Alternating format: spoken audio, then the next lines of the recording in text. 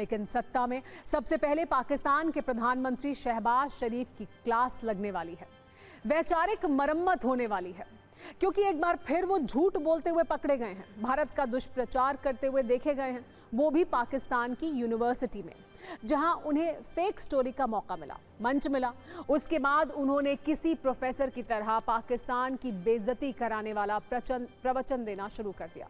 शहबाज के भाषण के बाद हर जगह पोस्टर ट्रेंड हो रहा है, नाम है फेक स्टोरी। इसमें पाकिस्तान की हेट स्टोरी भी है। बड़ी बात यह है कि शहबाज शरीफ अंतर्राष्ट्रीय सबूतों को भी गलत बता रहे हैं। ये तस्वीर पाकिस्तान के खैबर पख्तूनख्वा की है, जहां हरिपुर यूनिवर्सिटी में प्रधानमंत्री शहबाज शरीफ गए थे। यहां उन्होंने सबके सामने बिना वक्त गवाए झूठ का प्रसारण शुरू कर दिया। दिल में ऑपरेशन सिंदूर से हुई तबाही वाला दर्द था। आतंकवाद के खिलाफ भारत के एक्शन से तिलमिलाहट थी, जो यूनिवर्सिटी में भाषण के दौरान हर शब्द में देखने को मिली। आपको बताते हैं शहबाज शरीफ ने क्या कहा और सच क्या है। आज दुनिया को पाकिस्तान का झूठ और सच दोनों जानने चाहिए, तभी पाकिस्तान का असली चरित्र सामने आएगा। शहबाज शरीफ ने कहा कि ऑपरेशन सिंदूर के दौरान पाकिस्तान ने भारत को बड़ा सबक सिखाया। सच ये है कि भारत ने घर में घुसकर पाकिस्तान की कुटाई की। शहबाज शरीफ ने कहा कि दिल्ली से मुंबई तक हार का दर्द दिया। सच ये है कि आतंकी मसूद से पाकिस्तान के सेना प्रमुख मुनीर तक भारत की कार्रवाई के दर्द से तड़प उठे थे।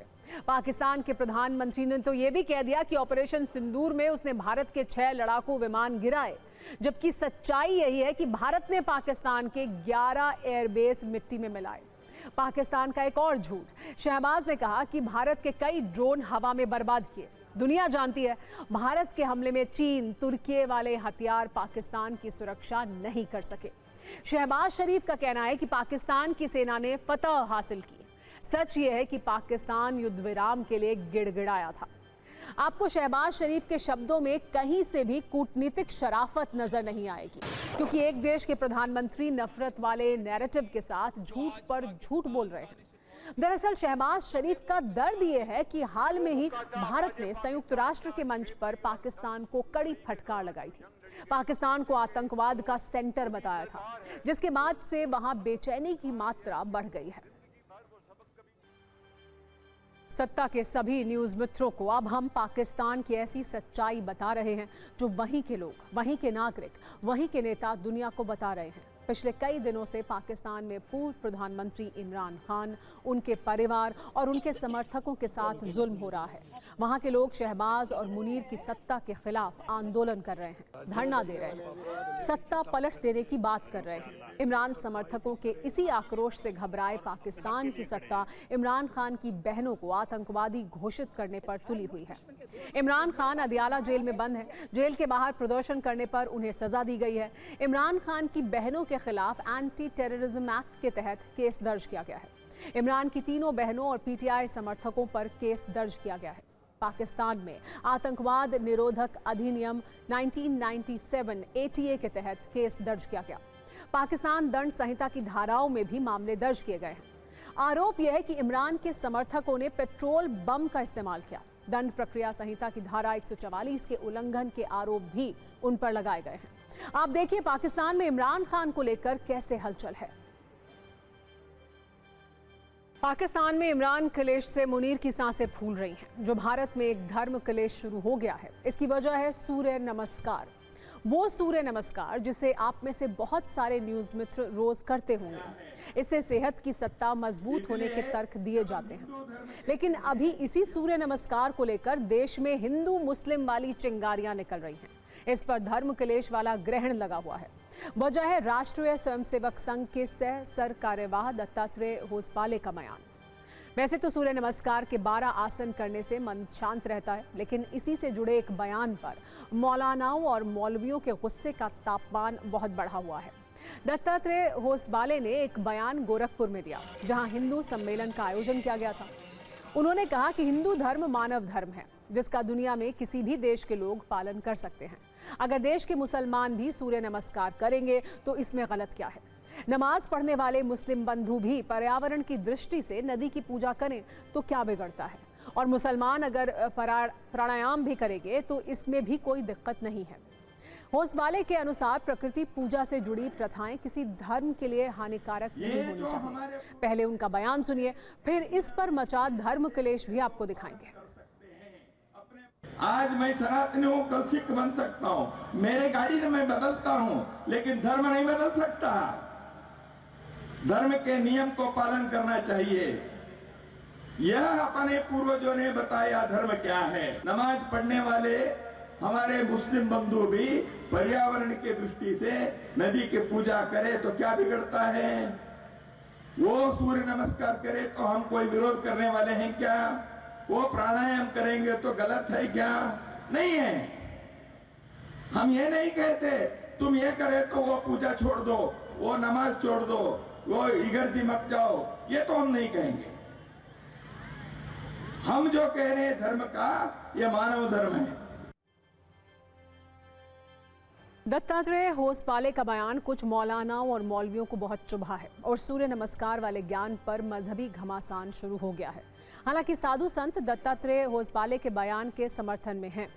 मुस्लिम पक्ष का कहना है कि इस्लाम में सिर्फ खुदा की इबादत की जाती है, जबकि साधु संतों का तर्क है कि भारत में मुस्लिम कोई नहीं है बल्कि सब हिंदू हैं, क्योंकि सबके पूर्वज हिंदू ही हैं।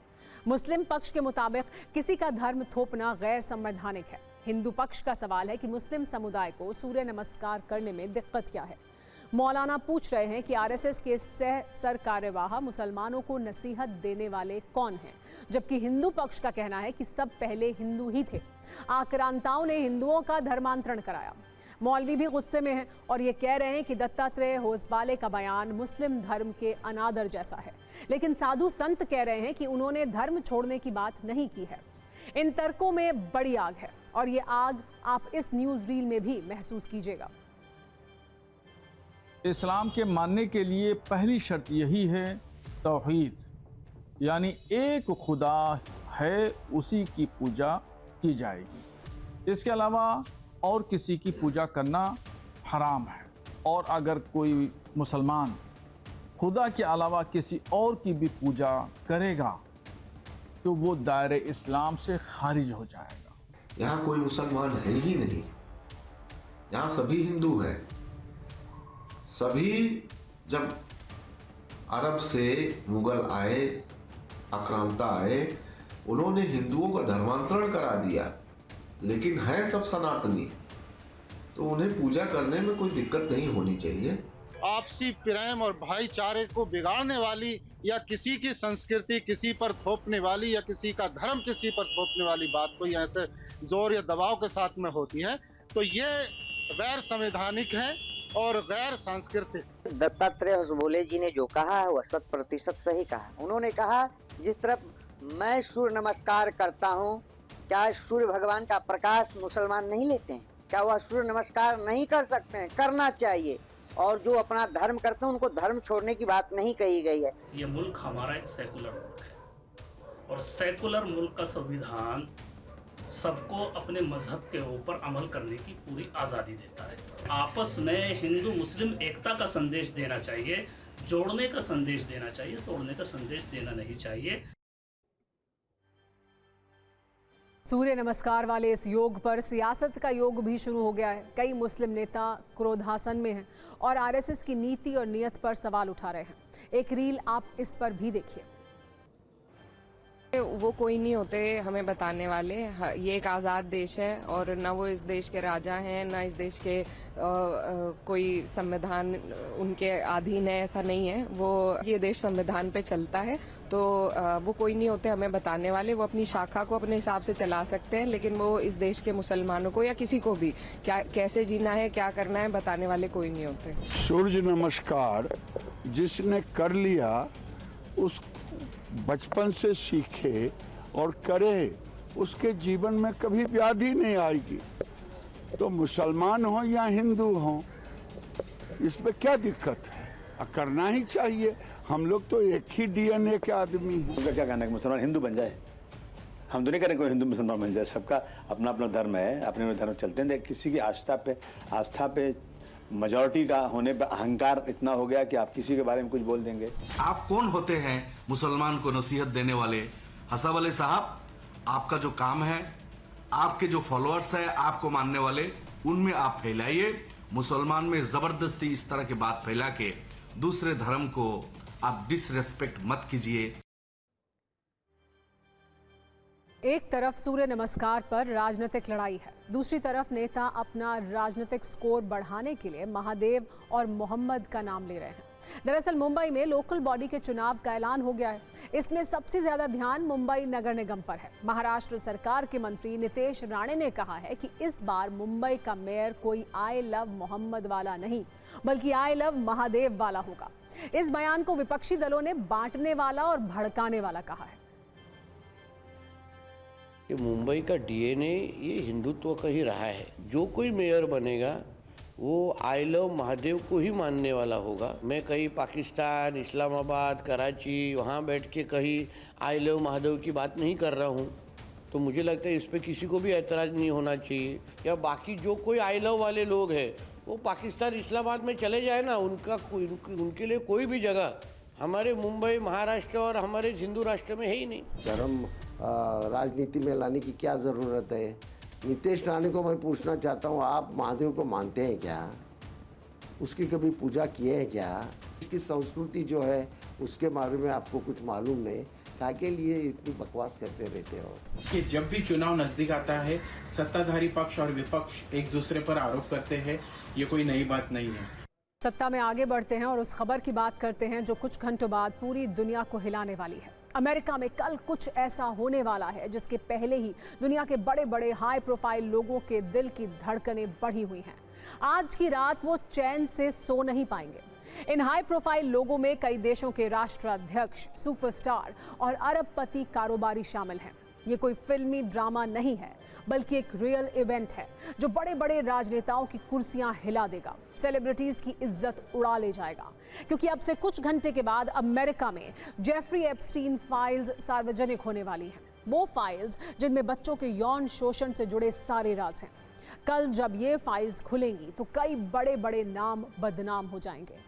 नए मुकदमे हो सकते हैं, जेल की सलाखों के पीछे भी जाना पड़ सकता है, क्योंकि मामला नाबालिग लड़कियों के यौन शोषण से जुड़ा हुआ है, जिसकी तस्वीरें आप स्क्रीन पर देख रहे हैं। इस व्यक्ति का नाम है जेफरी एप्स्टीन, एक वक्त पर अमेरिका का बड़ा कारोबारी और अरबों का मालिक, जिस पर यह आरोप है कि वो नाबालिग लड़कियों की ट्रैफिकिंग करता था। पुलिस ने इस पूरे मामले की जांच की थी। अब इस जांच से जुड़े लाखों पन्नों के दस्तावेज और 95,000 तस्वीरें सार्वजनिक होंगी। इन फाइल्स से दुनिया में विवादों का एक बड़ा बम फट सकता है।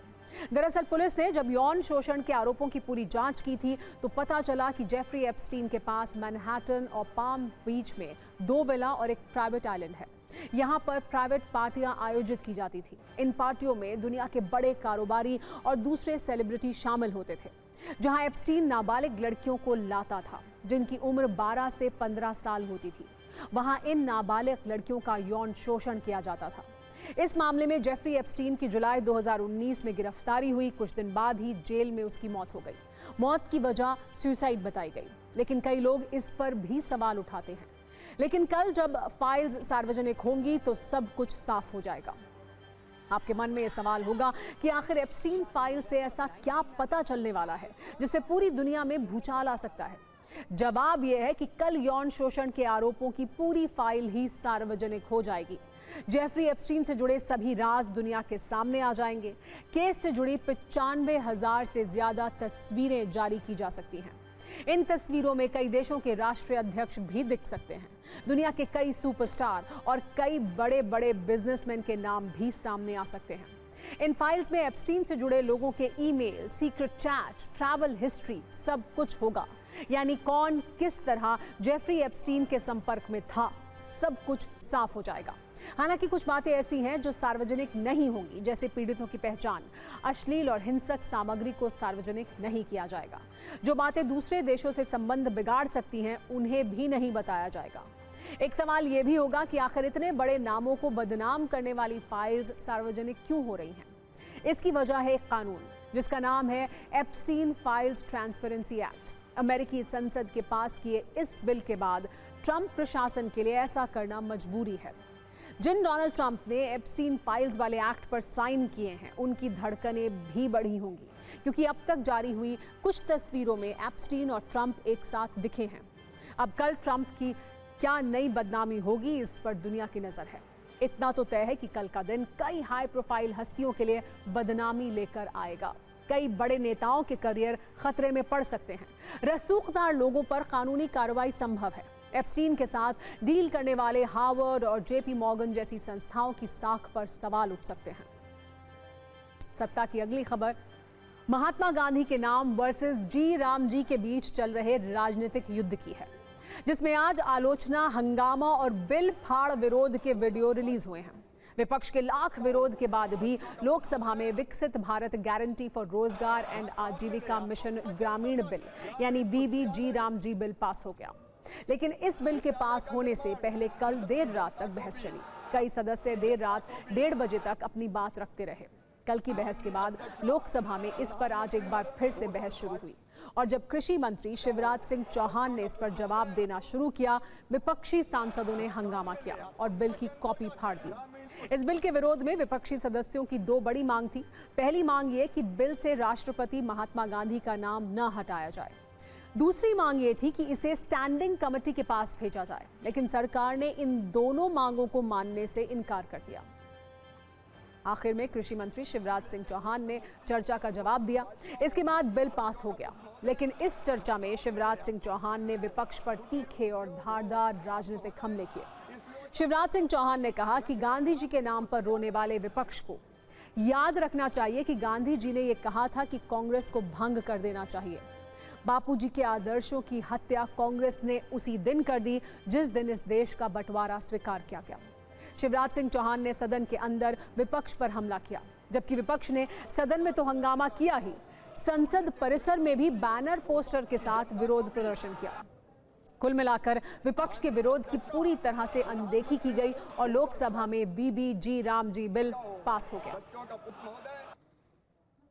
जनता को भी माननीय अध्यक्ष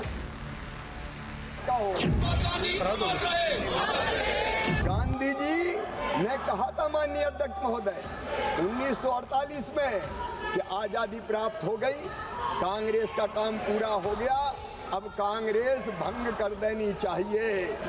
बापूजी की आदर्शों की हत्या कांग्रेस ने उसी दिन कर दी जिस दिन कांग्रेस भंग नहीं की।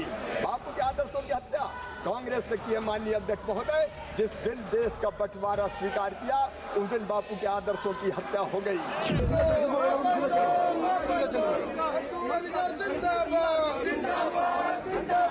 ये जो बिल है इसका हम पूरी तरह से विरोध करेंगे और एकदम ठोस विरोध करेंगे। सब पार्टियां, हमारी जितनी पार्टियां, सब सहमत हैं। इस बिल से मनरेगा खत्म होने जा रहा है। इस बिल से आने वाले महीनों में ये पूरी स्कीम खत्म हो जाएगी। जिस तरीके से चेयर को आज अपमानित किया गया, जिस तरीके से कागज फाड़े गए, उसको हवा में उड़ाया गया, इस तरीके से मर्यादाओं को तार तार करके आप अगर अपनी बातों को रखेंगे तो ये कतई परंपरा के अनुसार नहीं है और इसको कतई स्वीकार नहीं किया जाएगा। कांग्रेस और इंडी ब्लॉक के सांसदों ने जो आचरण किया उसने लोकतंत्र को कलंकित किया है। लेकिन जैसा अमर्यादित आचरण का प्रदर्शन हुआ, कागज फाड़ के उछाले गए, आसंदी के सामने टेबलों पे चढ़ गए, क्या ये बापू जी के आदर्शों की हत्या नहीं है? मैं आगाह करना चाहता हूं सरकार को कि जैसे आपने तीनों किसानों के काले कानून को वापस लिया, ऐसे ही इस बिल को भी वापस आपको लेना पड़ेगा। देश भर में इसको लेकर आंदोलन होगा और हम लोग खूब इसका विरोध करेंगे पार्लियामेंट के अंदर। इस बिल से विपक्ष की सबसे बड़ी आपत्ति यह है कि पहले इसका पूरा खर्च केंद्र सरकार उठाती थी, अब राज्य सरकार को 10 से 40% खर्च उठाना होगा। इसकी सबसे ज्यादा चर्चा है, जबकि केंद्र का कहना है कि पहले सिर्फ 100 दिन रोजगार का प्रावधान था, अब 125 दिन कर दिया गया है। यानी मनरेगा में 100 दिन के रोजगार की गारंटी थी और BBG राम जी में 125 दिन रोजगार मिलेगा। लोकसभा में बिल पास हो चुका है, राज्यसभा में पास होने के बाद ये कानून बन जाएगा। वैसे इस मामले में ममता बनर्जी ने महात्मा गांधी के प्रति सम्मान दिखाने के लिए पश्चिम बंगाल में चल रही एक योजना कर्मश्री का नाम महात्मा गांधी के नाम पर करने का ऐलान किया। उन्होंने सरकार पर हमला करते हुए ये भी कहा कि मनरेगा से महात्मा गांधी का नाम हटाने से मैं शर्मिंदा हूं। We have started Karmosri project. Now Gandhiji name is not there. I am really sorry. I am same. I am feeling same. Father of the nation. Narega program in the name of Gandhiji. Now the bill came. Gandhiji's name won't be there. We are forgetting even father of the nation. So we have started this scheme, Karmosri. This scheme's name will be changed, Mahatma Ji schemes. If you don't give respect to Mahatma Ji, we will give respect. We know how to give respect to Mahatma Ji. सत्ता में अब बात करते हैं 3.5 करोड़ लोगों के वार्षिक संकट की, जो हर वर्ष तय वक्त पर आता है। सरकारें बदलती हैं, साल बदलते हैं, लेकिन ये समस्या जस की तस बनी हुई है, या फिर कहें कि और भी ज्यादा विकराल होती जा रही है। बात हो रही है दिल्ली एनसीआर में प्रदूषण संकट की। आपको सुनने में यह संकट ज्यादा गंभीर नहीं लग रहा होगा। हो सकता है आप इसे सुनकर और समझकर भी नजरअंदाज कर रहे हो, लेकिन जब इसका सच जानेंगे तो आप हैरान और परेशान हो जाएंगे। आप समझेंगे कैसे प्रदूषण की वजह से दिल्ली वालों की औसत आयु कम हो रही है। चिंता का विषय है ये कि सरकार की तैयारियां सिर्फ कागजों पर दिखती हैं, ग्राउंड पर सिर्फ 100% एक्शन कभी नहीं दिखता। अगर दिखता तो हालात इस वर्ष भी इतने नहीं बिगड़ते। अगर सरकार की लॉन्ग टर्म प्लानिंग होती तो दिल्ली एनसीआर की हवा इतनी जहरीली नहीं होती। लेकिन सच यही है कि प्रदूषण वाले AQI से ज्यादा राजनीतिक बयानबाजी वाले AQI को तरजीह दी जाती है। इस वर्ष भी दिल्ली एनसीआर का AQI एक दिन तो 500 के पार हो गया, जिसे खतरनाक स्तर माना जाता है। हालात बिगड़ने के बाद सरकार ने कार्रवाई की। प्रदूषण से निपटने के लिए ग्रैप 4 लागू किया गया है। कई सख्त नियम लगाए गए हैं। दिल्ली में सिर्फ BS6 इंजन वाली गाड़ियों को एंट्री मिल रही है। इस फैसले से दिल्ली में बाहर से रोजाना आने जाने वाली 12 लाख गाड़ियों पर असर पड़ा है। इतना ही नहीं, दिल्ली में no pollution under control certificate, no fuel नियम भी लागू है। इस नियम का कितना पालन हो रहा है, इस पर आप TV9 की रिपोर्ट देखिए और ये समझिए कि दिल्ली वाले प्रदूषण की कितनी गंभीरता है।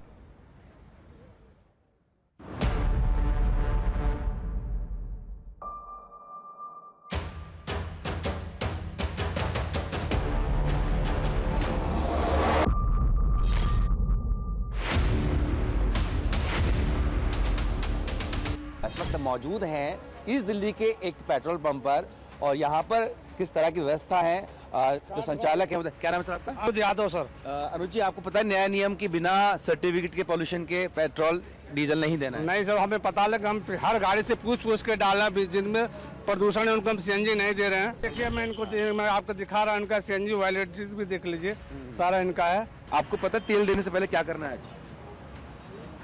जानकारी है? नहीं सर। PUCC सर्टिफिकेट जानते हैं? नहीं सर, मुझे नहीं पता। प्रदूषण नियंत्रण सर्टिफिकेट जानते हैं? जी सर। वो देखना अनिवार्य है, पता है आपसे? हाँ सर, नहीं पता नहीं था। नहीं पता? नहीं। किसी ने बताया नहीं? अभी नहीं बताया सर किसी ने। इस नियम को लेकर जनता क्या कहती है, लोग क्या कहते हैं, और कैसा माहौल एक सेंटर पर हम आए हैं? भाई साहब, करा लिया? हो गया। कब तक वैलिड था आपका, या खत्म हो चुका था? अभी नहीं हुआ, अभी सर्विसिंग होगा गाड़ी की इसके बाद। ये आम दिनों से कुछ लग रहा है, लोग ज्यादा आ रहे हैं? थोड़ा सा क्राउड बढ़ा हुआ है, कल से थोड़ा क्राउड है। हाँ, ये दिल्ली में यूपी उत्तराखंड की तरफ से आने वाला मुख्य मार्ग है। यहाँ पर आप देखेंगे तो ट्रैफिक पुलिस के अधिकारियों की तैनाती है। सबसे पहले आप नंबर देखते हैं, उसके बाद क्या रहता है? उसके बाद वो मांगते हैं सर RC, देखते हैं कौन सा मॉडल गाड़ी है, उस हिसाब से देखते करते हैं। इस वक्त हम यहाँ पे दिल्ली गेट के पास एक पेट्रोल पंप पर मौजूद है, जहाँ देख सकते हैं कि दिल्ली सरकार के आदेश को बाकायदा यहाँ पे चिपकाया गया है और उस पर साफ लिखा गया है कि जिनके पास PUC सर्टिफिकेट नहीं होगा उन्हें पेट्रोल नहीं दिया जाएगा। हम तो सर पालन नहीं कर रहे हैं सर, हमें ये नोटिस लगा है, सारे कस्टमर जितने भी आ रहे हैं उनको बोल रहे हैं कि आज से पोल्यूशन अनिवार्य हो गया है। जिस तरह से दिल्ली सरकार ने आदेश दिया है कि जिन लोगों के पास PUC सर्टिफिकेट नहीं होगा उन्हें पेट्रोल नहीं दिया जाएगा, क्या इसी वजह से आज आप यहाँ पे PUC सर्टिफिकेट लेने आए हैं? जी सर, PUC सर्टिफिकेट लेने आए हैं। तमाम बॉर्डर्स पे राउंड द क्लॉक हमारे स्टाफ का डिप्लॉयमेंट है।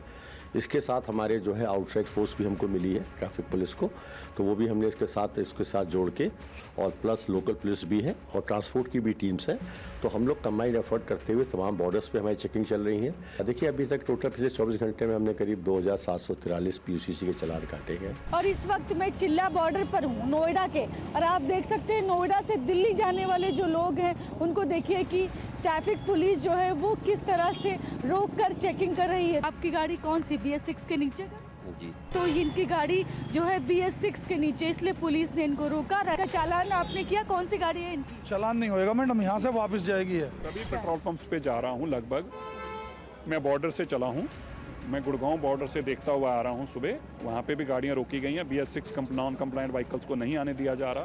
पेट्रोल पंप्स के ऊपर ये चैलेंज है, अभी इक्का दुक्का पंपों पे दिक्कत भी आ रही है। मैं मानता हूँ 80% अभी इन्फोर्स हो पाया है। ट्रांसपोर्ट के हमारे एम्प्लॉयज़ हर पेट्रोल पंप पे 2-2 लोग पहुँचे हुए हैं और उन पे जाकर भी अपना काम देख रहे हैं। तो इनसे भी जानते हैं क्या ये चेक कर रहे हैं। तो आप चेक कर रही हैं क्या पोल्यूशन सर्टिफिकेट इनका? अच्छा, तो वो सर्टिफिकेट भी देखिए इन्होंने इनसे बोला है दिखाने के लिए। ये सर्टिफिकेट दिखा रहे हैं, उसके बाद ही यहाँ पर इनको फ्यूल दिया जाएगा। जी मैम, वैलिडिटी टाइम देखा जा रहा है 6/4/2026। अगले साल की चौथे महीने तक वैलिडिटी। दिल्ली में प्रदूषण है। दिल्ली के पूर्व CM अरविंद केजरीवाल ने इस पर चिंता भी जताई है और कटाक्ष भी किया है। वैसे वो आज पंजाब में हैं और काफ़ी खुश हैं। उनकी खुशी की वजह है पंजाब लोकल बॉडी चुनाव के नतीजे, जो आम आदमी पार्टी के पक्ष में एक तरफा गए हैं। अब तक जो नतीजे घोषित हुए हैं उसमें जिला परिषद की 346 सीट हैं। सभी 346 के नतीजे घोषित हो चुके हैं। आम आदमी पार्टी को 218 सीटें मिली हैं, कांग्रेस को 62, अकाली दल को 46, बीजेपी के 7 सीट मिली हैं और अन्य को 13 सीटें मिली हैं। जबकि ब्लॉक समिति की 2838 सीटों में से आम आदमी पार्टी को 1531 सीटें मिली हैं, कांग्रेस को 612, अकाली दल को 445 सीट, बीजेपी को 73 सीट और अन्य को 172 सीटें मिली हैं। पंजाब में आम आदमी पार्टी की ये जीत काफी बड़ी है। खासकर दिल्ली चुनाव में मिली हार के बाद ये पहली बड़ी जीत है उनके लिए। इस नतीजे के बाद पंजाब के CM भगवंत मान और दिल्ली के पूर्व CM अरविंद केजरीवाल ने एक प्रेस कॉन्फ्रेंस की। उन्होंने दावा किया कि पंजाब में प्रो इनकम्बेंसी है। पंजाब के लोग CM मान के काम से खुश हैं और ये सरकार के काम पर जनता की मोहर है। जबकि कांग्रेस का कहना है कि वोट चोरी की गई है। आम आदमी पार्टी ने बड़ी जीत हासिल नहीं की है बल्कि चुनाव चुराया है। लोगों ने मौजूदा सरकार के कामों के ऊपर मोहर लगाई है। आम आदमी पार्टी ने एक तरह से पूरे पंजाब की ग्रामीण क्षेत्रों में स्वीप की है। ऐसा लग रहा है जैसे बहुत जबरदस्त वेव चल रही है आम आदमी पार्टी के पक्ष में। तो आम आदमी पार्टी ਦੀਆਂ ਜਿਹੜੀਆਂ ਜੜਾਂ ਨੇ ਉਹ ਪੂਰੇ ਦੇਸ਼ ਦੇ ਵਿੱਚ ਇਮਾਨਦਾਰੀ ਦੀ ਰਾਜਨੀਤੀ ਦੀਆਂ ਫੈਲ ਰਹੀਆਂ ਨੇ। ਬਾਕੀ ਵਿਰੋਧੀਆਂ ਨੇ ਤਾਂ ਇਲਜ਼ਾਮ ਲਾਈ ਹੋ ਜਾਣੇ ਨੇ, ਜਿੱਥੋਂ ਜਿੱਤ ਗਏ ਉੱਥੇ ਸਹੀ ਹੈ, ਜਿੱਥੋਂ ਹਾਰ ਗਏ ਉੱਥੇ ਧੱਕਾ ਹੈ। ये तो उन्होंने कहना कोई किसी किस्म का धक्का नहीं, बिल्कुल फेयर इलेक्शन है। एक तरफा चुनाव और उनके रिजल्ट से ऐसा लगता है कि आम आदमी पार्टी की मान साहब की सरकार चल रही है, उसकी प्रो इनकम्बेंसी पंजाब में है। इतिहास गवाह है, वक्त के साथ सभ्यताएं मिट जाती हैं लेकिन कला जीवित रहती है। कला को जीवित रखने वाले ऐसे ही एक मूर्तिकार शिल्पकार राम V सुतार ने आज अंतिम सांस ली। हो सकता है आप में से बहुत सारे न्यूज़ मित्रों ने इनका नाम पहले ना सुना हो, लेकिन उनकी कोई ना कोई कलाकृति आपने ज़रूर देखी होगी।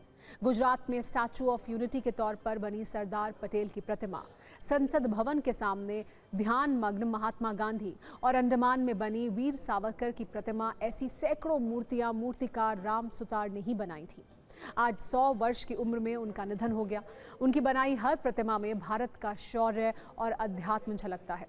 चंबल की 45 फीट ऊंची चंबल देवी हो या अमृतसर का वॉर मेमोरियल, उनकी कला की गवाही दादर में बनी 350 फीट की डॉक्टर भीमराव अंबेडकर की प्रतिमा और पुणे में बनी 100 फीट ऊंची शिवाजी की प्रतिमा भी देती है।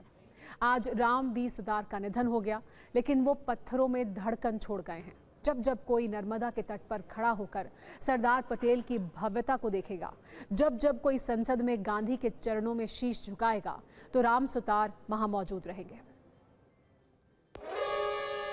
हूटर बज चुका है, यानी सत्ता में आज का वक्त खत्म हो गया है। कल शाम 7 बजे आपसे एक बार फिर मुलाकात होगी। तब तक सभी न्यूज़ मित्रों से मेरी गुजारिश है कि वो सत्ता की न्यूज़ रील्स को ज़्यादा से ज़्यादा शेयर करें और फिलहाल मुझे दें इजाज़त।